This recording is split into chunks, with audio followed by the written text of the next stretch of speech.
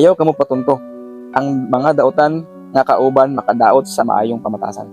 Di bali, na isa ka tao nga himalikas, na tao nga kawatan, na tao nga mamatay tao, na tao nga daotan gid iyang binuhatan, ikaw magubaluban ka sa iya.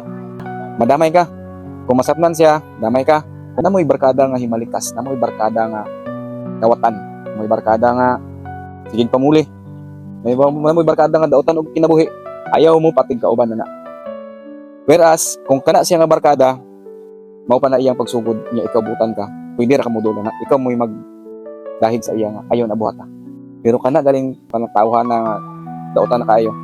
Imong nang kabalidugay na siya nga daotan ay nadulan na kayo. Okay, importante kay na sa atong pagpanginabuhi sa kalibutan. Mabago inyong kinabuhi na. Barkada nga na Ginoo. Barkada nga daotan. Asa man ka modulan na.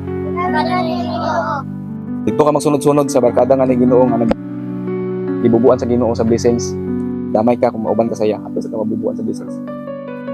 Tabangan ka permente sa Ginoo. Pero kung imong kinabuhi, walay Ginoo, unsa may buhaton nimo kung wala kay Ginoo nya, kung wala na kay kwarta, diba? Awat sa pagilain buhaton. Manulis, manghold up. Magpatay sa tao para lang makakwarta. Nya. Oh, unya unsa may resulta na?